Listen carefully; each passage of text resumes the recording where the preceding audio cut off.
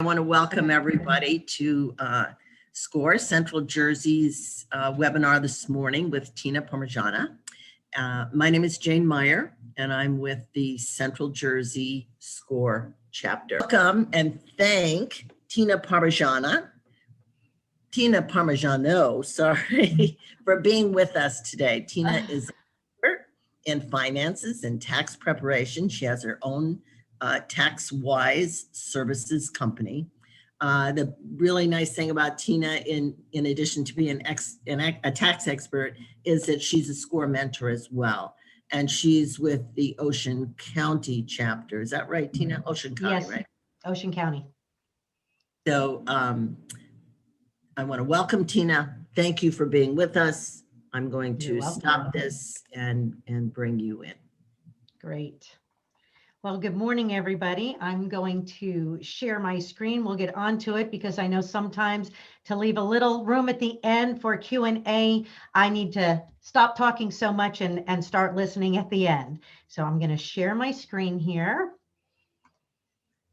And let's see. Here we go. Okay, let's get that off. I am new to sharing my screen so much, so bear with me for a moment here as we do that. Okay, here we go. Okay, Perfect. So my name is Tina Parmigiano, and I live down here in Southern Ocean County in Barnegat, and I have owned my business, my tax business this will be my 27th tax season. So it's a long time, and I stay up to date every year, going to certification courses and make sure that I bring the most up-to-date information to you. So today I'm going to talk to you about tax preparation, but also about your businesses. If you're new in business and you're operating as a sole proprietor or maybe an LLC, S corporation, we want to make sure that you're operating your business, your company at the right type of formation for you. Okay, this is new. There we go. I'm a little nervous, so just bear with me. That's why I love lives, because you get to see the real us and not just the whole giggles out there. What I'm going to be talking about is the accounting and tax practices, keeping good records. That is one of the #1 things that I cannot reiterate enough to small businesses, because when you get started, the longer and the deeper you get into it, the harder it is to go through. We'll be talking about what is business income, your deductions and expenses, some auto and home office deductions, because that can be hard sometimes with knowing which way to do that, as there is the standard and simplified way, or you can do it the actual accounting way. Depreciation, small self-employment tax, common types of business structures, which we mentioned, and filing for an extension at the end. We all know that 2020 brought us a lot of headache and a lot of confusion. So we are not quite sure what's going on out there, because even the government is still up in the air with a lot of different things, and they haven't brought us quite everything that we need to know moving forward. So we're just sticking with what we know and doing it the best we can. There are several different common types of business structures, which is your sole proprietorship. That is where it is just based off your name. You can have a federal ID number, but you don't have to have one. You can use your social security number, which a lot of people do, and that is only for one person.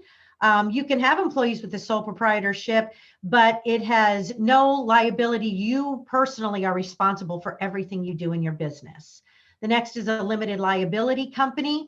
Those are state-based.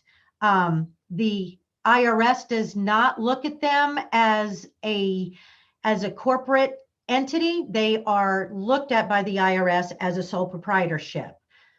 Then there's the limited liability partnership. That's where you have 2 or more in a partnership.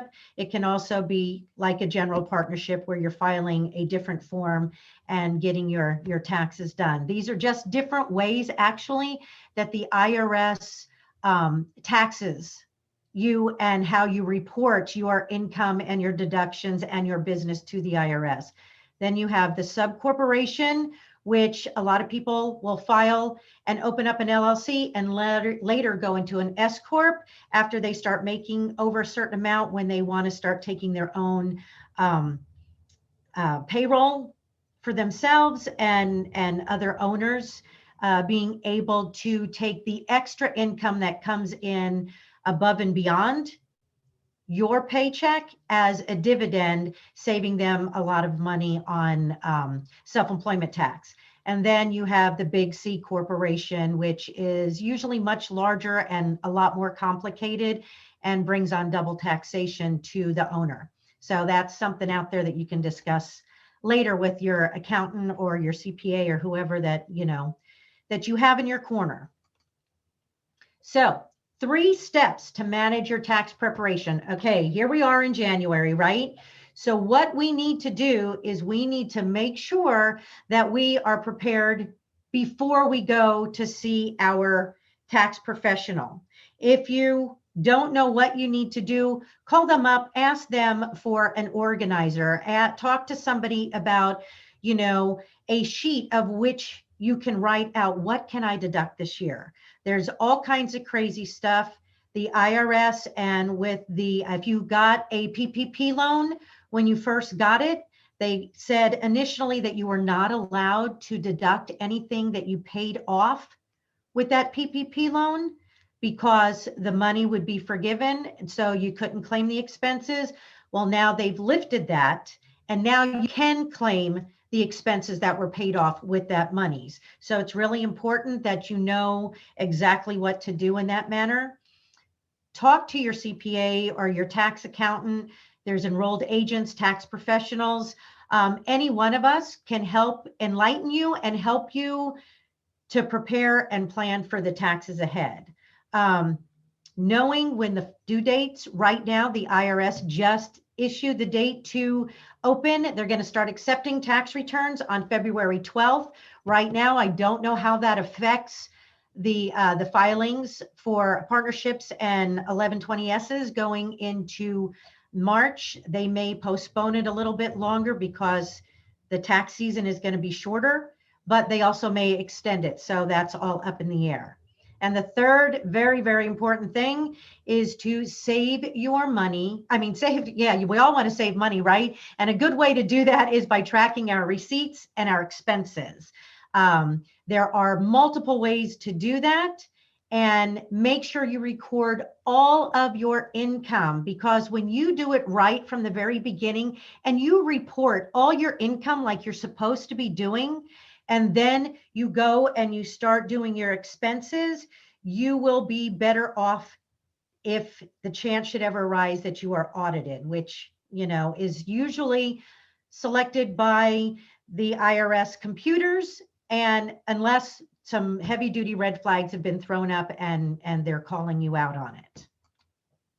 So let's talk about how do we keep track of everything, and how do we do our accounting and bookkeeping. For taxes and accounting are 2 different things. A lot of people don't understand that. They think that because they can write it off in their accounting and the way that they put it into their program and all that kind of stuff, it's the same way as it goes for taxes. And there's a lot of things that don't look the same, because there's things that the profit and loss on your Schedule C or your tax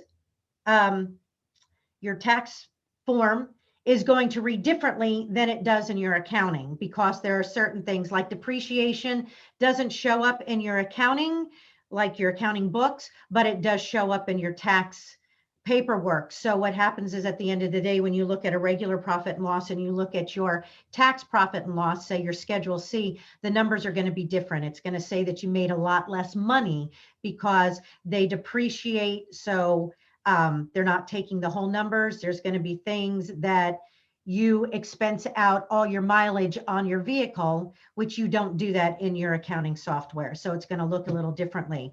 But you can do basic business accounting practices. You can do it very simple if you have a small business. If you're just starting out, you can use something so easy as just a spiral notebook and that has 2 dividers. You know, Mead has like 3 subjects and things like that. You can set one up that is just for your income. The other one you can set up for your expenses and write out everything that you bring in that day, and then go to your expenses and all the money that you spend. For all your receipts, you have your cell phone. Everybody's got a cell phone, especially if you're in business. Set up, download Dropbox or something like that on your phone. There's plenty of free versions of different things like that. Take pictures of your receipts and just load them up in there. That way, if you lose all your receipts, you still have it in your file of your Dropbox on your phone. And then at the end of the month, if you have an accountant, you can forward them over to them, or you can pull them back out, look at them, and record them. It's just a good, simple way without losing things and without going crazy with that kind of stuff. If you're tech savvy, there is QuickBooks, there's Waze, there's Xero, there's so many different simple tax programs out there that you can use for business startup. And as you get bigger, they grow with you. You can also talk to your accountant or a tax professional about that, your CPA, of what would be best for you in ways of tracking that. So here we are, different ways. I think we just covered that. Your income, now we're talking about income and not so much the expenses.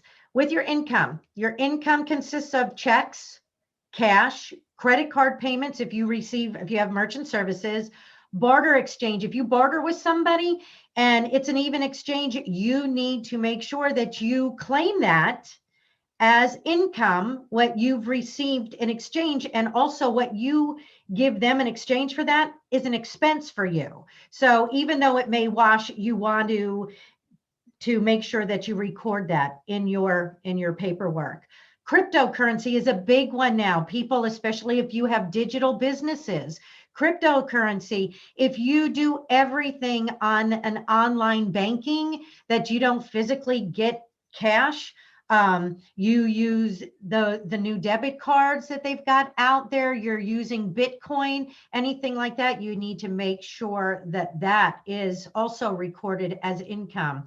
Debt forgiveness, if you owed money to something and they forgave the debt, that is also income because you've got either the services or the product for that, but the income that you were, the money that you forgave is now for you, it's income for you. That is, if somebody forgave you and you're not paying them. If you forgave somebody else's debt to you, that is considered an expense, a bad debt expense. Earned interest on, if you have a savings account, a business savings account, if you have some sort of other account in place where you are earning interest, then you need to make sure you claim that interest as well. These are some of the major expenses that you will see, especially on a tax return. Your advertising and promotions, whether you do advertising on paper, digital advertising. Don't forget, if you spend $30 for Facebook ads, you know, it could be something so little as that. Remember, anywhere that you spend, you know, your hosting of your website, that can also go as advertising because that is what it's doing for your business. Anything like that, the pens that you buy with your name on it, all the shirts that you may buy for yourself with your logo on it, presenting yourself, that is a deductible expense for your advertising and promotions. Your auto expenses, you have standard, and then you have where you go per mileage on using your mileage, or you have actual expenses where you track the gas, the repairs, the depreciation on the vehicle, and all those other things. Bad debts, once again, your bank and merchant services. There's a bunch of them here. You can read them for yourself. I won't go over all of them as time runs short, but just take a look at this. You can get copies of these, this PowerPoint. Just leave your email address and we'll make sure that you get a copy of this if you want this for reference later on once this is over. Tracking your receipts. We discussed that a little bit. There is, like I said, there is Receipt Bank, QuickBooks, Shoebox, they've all got something. If you have QuickBooks and you've never paid attention to this, you can actually download the app on your cell phone and you can click a picture of your receipt and it will upload it to the right expense. Just have it set up right. So many of these, QuickBooks also has a mileage portion where you can set up your mileage on your vehicle that will track into your QuickBooks and help you out with that so that you can have it. Because let me tell you, I have had clients from past experiences that were in real estate that they got audited on their mileage. And it took a lot for them to verify the mileage because the IRS initially said, no, we're not, you can't claim any of it. But after getting everything back in order and pulling up calendars and getting written statements from clients and everything else, they were able to put a lot of the mileage back. Having something that is trackable, that you can print off, that you can attach, should it be needed and necessary, then that helps out. All of these things, Excel spreadsheets, there's so many different ways. Google in there business tracking on your computer, and it will give you many, many ways of doing it. If you're a paper freak, get a manila envelope, get 12 of them, and every month, every day of every month, just throw all your receipts in there at the end of the year, staple them all together. You've got your receipts. That way, at another time, or if you hire somebody, you can have them put it in there and scan them into your computer system for safekeeping, and then, or download them all onto a flash drive. There's many ways to track, but it is so very, very important, especially now if you've got a PPP loan, if you got the EIDL loan or any of those, you're going to need, or the EDIL, I know it came up. I read these things too as it's going down on the bottom. Sorry, I don't mean to confuse you there. There's a lot of ways to track, and it is so very important. As I have someone in the beginning, when you're starting out, it's important too to have somebody to help you track these things.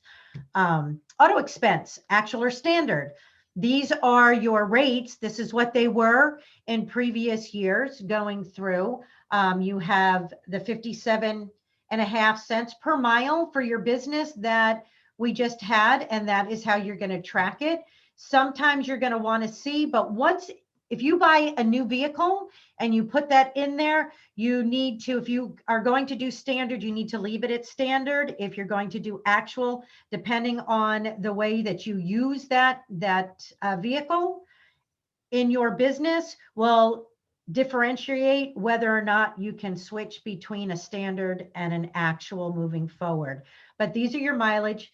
Going forward for 2021, they dropped down the cents per mile to 56. So it's 1.5 cents less than 2020. So, and funny, nobody drove anywhere for 2020, right? Most of us ended up staying at home and working out of our offices. So in 2021, you would think that they would up it and not bring it down. But we'll see what happens going forward. You never know what to expect. Home office. If you have a home office, there are some really important things about this.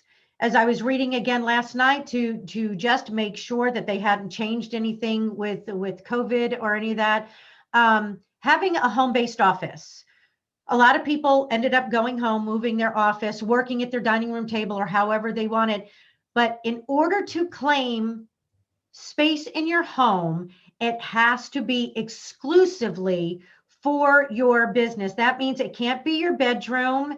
It can't be your dining room table where you have, people over and all of that kinds of stuff where other people are eating at and things like that. It has to be exclusively for your business. And there is a big thing. That's why a lot of people in the past did not claim home office, but don't be afraid to claim it if that's what you're using it for. There's two ways you can do it: by taking the square footage of your home, square footage of your office, taking that percent, and then you can claim the percentage rates of your utilities, your property taxes, your mortgage and that kind of stuff. Or the simplified option is to just take $5 per square foot up to 300 square feet, and that would give you a $1,500 direct deduction. Sometimes that actually works out better for people than it does going by the actual method, unless you have a really big house and you have a huge office, or also if you have a large, if you use your say your whole garage, if you have inventory and you have shelves, if you use a closet for your inventory, say your direct sales, and you have a place where you have just your inventory in, you can count that as home office space, as long as it's used for your inventory purposes only. Primary business taxes is your business income tax. If you are self-employed, you have your self-employment tax. If you're an LLC, you pay self-employment tax. Once you become an S Corp or above, then you no longer have the self-employment tax. You are paying taxes through payroll, and then anything that is flow through on an S corporation is considered ordinary income or a dividend, and that's how that will be taxed. Self-employment tax is the 15.5%, which covers your personal and the businesses and of Social Security, the FICA tax, and Medicare. So it is a big chunk of change that can be. So it is so important that is why you want to pay quarterly taxes if you're making good money. Good example is I have a client that decided that he didn't want to pay self-employment tax throughout the year. Well, he made close to $1 million and couldn't understand why he owed, after all his deductions, he still owed $34,000 in taxes. And you got to pay that off. And it's not cheap. If you pay your quarterly, you can cut that down. Not only that, if you pay quarterly taxes in the right way and take last year's and take 100% of last year's and divide it into 4, then going forward, you're not going to get slammed with a penalty at the end of the year if you have a higher rate. Or if you have less and you've paid more, you can just roll that over into the following year. But it's so important to understand self-employment tax and how it works, because that's how a lot of people end up at the end of the year owing such a big chunk of change. Don't forget, when you have withholdings, you pay your state tax. Your sales tax must be, if you have to collect sales tax, please, please, please open a separate account for your payroll taxes and your sales tax, because that sales tax does not belong to you. It belongs to the state of New Jersey, and you have to pay it either in a monthly basis or on a quarterly basis. You don't, they will come after you. And it is not an easy fine. It is, it can be steep. I think I do believe it's like $100 for the first part of the fine, and then it goes up from there. So if you don't have sales tax in a quarter, then go in and file zeros just to make sure that they don't come back to you and fine you for not filing your sales tax. And that is only for those that do collect sales tax or have sales tax in their business. The employment taxes, if you have employees, make sure that you pay your employer's employment taxes, the payroll taxes, every either month or quarter as it goes for you, depending on the size of your business and how much payroll tax that you have. If you don't, they're going to find out, and it is a very steep penalty. And you don't want that to happen, because the longer you wait, the more it adds up, and then the harder it is going to be in the long run. Self-employment tax rate, just like this, additional 0.9% tax if your wages are over these amounts. For everyone else, this is just a little thing that you can look at and kind of find where you are at in your self-employment. Know your tax obligations, the form that you have to have filled out. Talk to your tax professional once again. If you have workers' comp things, you can do a pay as you go. Make sure that you know the dates in which they are due, because you do not want to be late on making these payments, because they will automatically put in there for penalties and interest, and they rack up really quick. So make sure that you know when your tax due dates are and that you're making your payments in full. If there is a hardship, make sure you contact the IRS or to let them know the situation and that you can make payments. It's better to keep them up. They want to see that you know and that you understand what's happening, and they will work with you. It's when you try to ignore it that they really want to come after you. March 15th right now is the due date for the tax filing for partnerships, multi-member LLCs, the Form 1065, and S corporations. If you cannot file by the 15th of March, then make sure that you get your Form 7004 in for an automatic application the application for automatic extension. That extension goes to September 15th. But if you owe taxes, the monies are due, or the estimated payment that you make is due on March 15th. It doesn't mean that you can extend the payment. It means you extend the form in and of itself, but the tax payment is due for year end on March 15th. Or if you have a different fiscal year, then it goes by that. For deadlines for your Schedule C, single member LLC, sole proprietors, even multi-member LLCs that are filing on a Schedule C, you file the extension 4868 for a Schedule C that will push it all to October 15th. But the filing date for individuals, LLCs, and multi-member LLCs is April 15th at the moment. We don't know yet if they're going to extend it or not. We won't know for a while, since they just finally came up with the acceptance date of when they're going to even start accepting our returns. What you have to understand, if you are a small business, this comes in with another client that I am helping out. They did not realize that a Schedule C is actually attached to your 1040 return. You cannot file your personal business return without filing the Schedule C attached to it. You cannot file your personal return if you do not have your K1s attached to it from your 1065s or your 1120Ss. Very important that when you're filing, your business returns should be done prior to filing your personal returns. May 15 filing date, nonprofits. If you have a nonprofit, make sure that you get that done by May 15th. The extension for that is November 15th.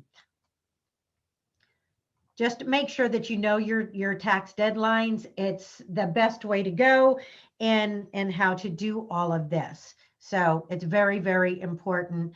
And like worst of all, compounded by a whopping 20%, 25% of the taxes you owe is what you will hit by if you don't make your tax deadline. So it is just so important between penalties and interest. And it's hard to, if, circumstances arise that it made it completely impossible, then you possibly may be able to get an abatement, but they usually only do that once. And it has to be for a very good reason, like you were in the hospital and there was no one that could do this, something extreme. So with that, just always remember that it's just best to pay it. If you know what you're going to be paying, put money aside. I suggest, in your tax bank account, always put 25% of all your income into that account, because it can act as your tax account as well as a savings account for your business. But if you don't touch it, you know that you always have your taxes paid, and it's not going to hurt your bottom line at the end of the day. It is going to benefit you because that money is always going to be there. 5 key points to remember. Get qualified advice. Don't ask a friend in business, because a lot of times they only know what is good for their business. Their business may not be the same as yours. So there may be differences in things you can deduct and how you deduct things, or the type of income. All income is taxable, but depending on if they do things on an accrual way or if they do it through cash. So it's better to get qualified advice through SCORE, through your accountant, bookkeeper, your tax professional, but make sure your CPA, make sure you reach out to somebody that knows. I've been in there. I was in a group where somebody came up, but because they were just a leader in that group of other groups, they gave a tax thing for direct sales. I'm sitting there. I wasn't allowed to speak, but the problem is what they were saying was false. It's taking things out of context. And if you don't know exactly what you're doing on that end, you can set yourself up for a real big slam. So you do not want to do that. Learn your business tax liabilities, the income, your employment, self-employment, sales taxes, all of that kind of stuff, Social Security and Medicare. What is your portion of taxes? If you are an LLC, you do not put yourself on payroll. I cannot emphasize that enough. You are not an employee of an LLC. You are the business owner. All income that flows through after all the expenses, the net profits of your business on an LLC or a sole proprietorship, or even a partnership, flows through to the business owners, and you pay self-employment tax on that monies, on that income. Only when you become an S corporation or a C corporation do you put yourself on payroll for what is ordinary income for your position, taking that salary, that you are on payroll. You don't pay self-employment tax because your taxes are taken out of your paycheck. Then all net profits above and beyond what you have taken for salary flows back over to you in an S corporation, that is, flows back to you as ordinary income, where you do not have to pay the 15.5% or 15.6% of FICA and Medicare taxes on that. So that, not FICA but FICA. There you go. Don't you love these? Type it yourself. Okay. So with that, if you have any questions, put it in the question box and I'll make sure to touch on that. Have an accounting system in place. Set money aside, once again, to cover your taxes and to pay them monthly or quarterly, depending on how much your earnings are. Have an accounting system in place to track your income and expenses. If you do not know how to do it, ask someone. It is very important. I have a client right now, a new client that just came to me. They are so sorry that they did not do that in the beginning, because now 3 years of back work that has to be done. What may have cost them $3,000-$4,000 in the 3 years now is going to cost close to $10,000, because it's not just the simple things. It's having to go through everything and reaccount for everything to make sure. So with that, don't let it get so late that you have to reinvent the wheel of your business, reinvent how your business operates on this. And also remember that if you're applying for the PPP loan, or if you're applying for a small business loan, you need to have a good, proper, and truthful balance sheet and profit and loss statement that you can show them. If you don't have that, and if you don't even know what that is, or you don't know what your bottom line is, or how much you spend in your expenses, or how much money actually came in through the year, you're setting yourself up for failure. Having these things in place is the framework that needs to be put in place in order for you to grow and to build your business on a firm financial foundation. And with that, I'm going to open the floor and stop sharing my screen and open it up to Q&A. Okay, hi, Tina. I had a couple of questions just to kick it off. Okay. Someone says that they moved to a new state a few months ago. Their business is still in New Jersey, but because of COVID, they had to take another job. So they drive for Uber Eats as an independent contractor, but in another state. So they have a business in New Jersey that they're trying to hold on to, and then Uber Eats in another state. Do they have to file 2 state taxes? They're going to have to file New Jersey, definitely, because that was their original business. If they live now in that state, the new state where they're doing the Uber Eats, then yes, if that is now their residence and where they live are going to be living permanently, they're going to have to file there. They're going to have to open up something and pay taxes there in that state. If they're just there to work and live in the state of New Jersey, then that income is going to be paid by New Jersey state taxes. And then Yi Zhao wants to know, he said, does that impact the tax implication of selling the house? I think that was back to when you were determining the home office. Right. Depending on how you structure it, if you do the simplified method, it's just $5 per square foot.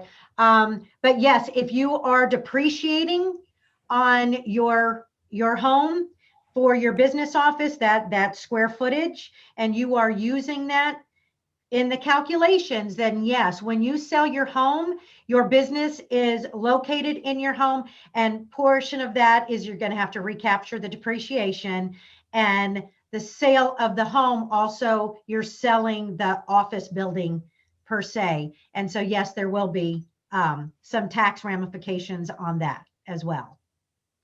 But that's a whole big story. Someone is starting a mobile notary service working with different clients. Should I get a tax identification number? If you are naming it, number one, I would, because I'm also a notary and I have that in my business and I go to places, but you are going to want to have not just an EIN number. I would make it an LLC to make sure that you have some limited liability there. Also make sure that when you are doing your notary services, that you have insurance to cover yourself, some E&O insurance on that. That's another part of business, but it's so important. I would definitely get an EIN number, fill out that SS4, and I would put get an LLC and have that as an LLC. Not only that, but it's easier to track your business expenses in your vehicle and being able to write your vehicle off, however it is that you're doing that. The other really important thing is when you're doing this and you're starting your new businesses and you have your checking account, your business checking account under no circumstances is your personal savings account or your money. That is your business's money. If you are a sole proprietor and LLC, even though you're not on payroll, what you do is if you want a paycheck, you write yourself a weekly check and you write it out to yourself as an owner's draw, because that is what it's considered. That way, if anybody comes in, if the IRS says, well, I need to see, or even the SBA wants to see where your money went for your EDIL loan or your PPP loan and stuff like that, they will see that, yes, the PPP loan went to pay you as the owner of that, that was your normal working, or when you applied for it, they could see, yes, every week you took out $500 a week, but also it's tracking to see how much you made. You put that in your personal checking account. That's when you use to pay for your personal bills. Because if you use your business checking account for personal use, the more you use it, what happens is you are no longer a corporation, an LLC, or an S corporation. The IRS can come in and say, you've been using this for personal, this is a hobby, or this is just a personal use. All of your expenses are null and void because we don't know what's the difference. It's your word against ours. And if they're in a mood, they're going to say those expenses are off the table. Now you have to pay tax on all that stuff that would have been. So you break that veil, that corporate liability veil, if you start using your personal, your business account for personal use. The same person with the mobile notary service wanted to know, does the same rule apply working as a 1099 contracted service? Yes. If they correlate the mobile notary and the 1099 contracted services that you do, if they go off of each other and you can work them together, then that can be under one business. Or even if you do your last name enterprises or something like that, you can put it under a blanket and have all that income coming into that. That's one service. Great. Are there any other questions? We have a couple minutes left. I just want to, we're open for questions, so please send them in, but I just wanted to kind of reiterate what Tina was talking about. I'm not a tax person at all, but I do know that my clients at the beginning of COVID, at my clients who had relationships with a banker and relationships with an accountant and kept good records, were the clients that were able to get the PPP pretty quickly and pretty smoothly. If those relationships weren't in place, there was a lot of scrambling going around. And so, hopefully we won't have another emergency like this, but you never know. You never know from day to day. So be prepared and be professional about it. Right. I don't see any other questions. Kim B, she asked a question here. She started her wellness coaching in December. What you can do is, depending on if you did not have any income in December, you can use all of your expenses for, whatever it is that you put in place for your coaching business. You can carry them over into 2021 when you start making the income and use them as your startup costs, to put all that into place. And I would think about doing that. I would talk to if you have an accountant or your tax professional, because of the fact that you don't have income this year. And next year for 2021, if you make the money, you're self-employed, you're going to want the expenses to come off against your income and not against a zero and have it as a net operating loss and maybe lose some things. Not only that, putting it forward, it just helps balance out your business. Right now, December, you just are opening the door, so you really don't have anything. But that also goes if you did not have any income in December. So, and if you want to contact me, if anybody would like to contact me through SCORE, you can get me at tina.parmigiano@scorevolunteer.org. I'll put it in the chat. Okay. And also my business is up there too for anything else if need be. So and Ricky had a question. Go to my website too. If you're looking for I have my newsletter that is on my website. It's www. I'm going to put it here in the chat. It's www.parmtaxsbcs.com. Don't ask me why I made it so confusing, because nobody gets it right. But it was a long time ago and I can't change it now. So with that, you can go ahead on there. You can leave me a message. Feel free to email me or contact me, and I would be able to, help in any other way that I can to answer your questions. If something comes up after this is over and you need answers, I am here. So Ricky wants to know what if he can pay his utility bill for his home. Can Not he the pay it full with his thing. business account? Right. No, you cannot pay your utilities. You have to, the payment has to go, the money has to come from your business account to your personal so that you can make your household payments. That means your utility, your mortgage, your property taxes, anything to do with your home, even though your office is in your home. And that is because your office does not encompass your entire house. You live there, you sleep there, you have your kitchen, everything else that is part of your house. So what you have to do, not only that, you only use a portion of the utilities in that room that you're in for your business. Your utilities have to be on your home, whether you work there or not. So you cannot pay the full thing. So it goes by percentages. Somebody's asking, how do I get an LLC? There's you can message me and I can help you through that. There are things like if you're a do-it-yourselfer, there are places you can, if you give me your email address, I can send you some links to some places that will do it for you, like mycorporation.com. My company also does LLCs. You can go on the state and do it that way. Make sure though, if you're going to do it yourself, you know what you're doing.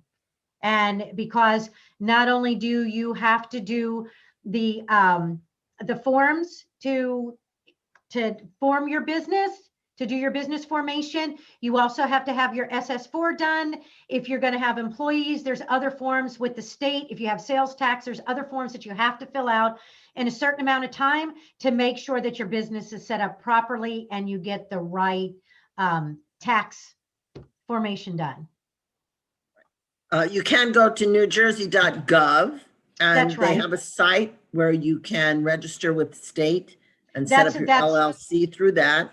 Right. But again, you need to understand what you're doing. Right. Ricky was- Yeah, the state is NJ, what is it? State.us.nj. I think it's just taxation. nj.gov, I believe. Yeah. And then if you put a / taxation, it will take you, and then you go through business, and it will walk you through there pretty good. The state fee for that is $125 for the minimum fee just to file your registration. With an LLC registration, there is in the state of New Jersey, every year there is an annual fee that you pay of $75 to keep your LLC up to date and in good standing with the state of New Jersey. And that also will help you. I was just reading Ricky's and got myself off track, but that will also help you stay in good standing, but also pay your taxes on time, because if you don't with the state, they can, they will put it in there and you can lose your formation after. If you don't do it in 3 years, then you go into, but they will send you a form every year. What was that? I'm sorry. Could you just repeat the steps, how you would compute your business, your household utilities when your business is in your home? Okay. Just for Ricky. Okay. Step by step. What you do is you take your square footage of your home, and then the square footage of your office space. Okay. Then you're going to divide that and come out with the percent. Like if you have 1,000 square foot and you have office space of 100 square feet, that's 10%. So you would take a 10% of your year your year to date at the end of the year, how much you paid for all your utilities, what you paid for water and sewer, your mortgage interest, and your property taxes. Also, with your mortgage itself, you would depreciate a portion of you could depreciate a portion of your mortgage on that. But remember, when you start depreciating your home against your business, that when you sell your house, then there's a whole lot of other stuff that goes into it when you sell and how much money you get back. And it's a very complex thing there. And how do you pay that? I saw that come up is what you do is at the end of the month, you know what if you're on a budget plan for all of that, you just write yourself a check and then you figure it out on your taxes at the end. But what I would do is say you pay, like I have a budget plan for my utilities, 140 for, what is it, electric and 100 for gas. So that's $240. So you can write yourself a personal check from your business, put owner draw in your, mark on that for an owner's draw, deposit it into your own checking account, and then pay your household bills. From your personal account, right? Because the calculations go into effect at the end of the year, basically. Or if you want to do it in your accounting, you can say, okay, I had to pay $140 for utilities. I take 10%. So $14 went to utilities. You can do it that way. Okay, I think we're right there. A lot of good information.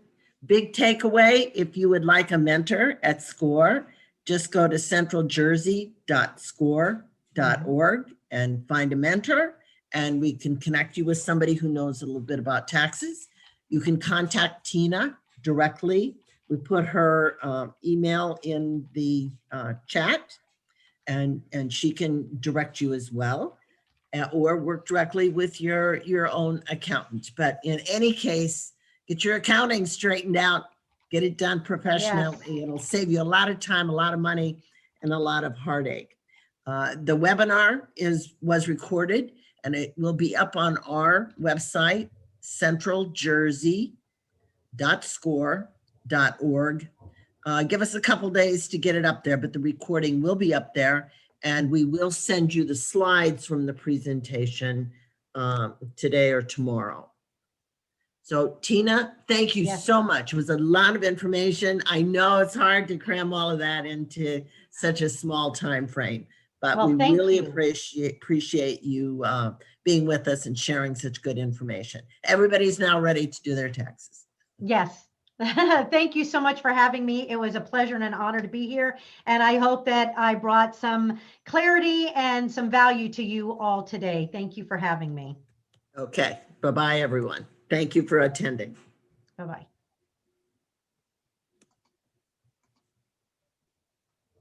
Okay.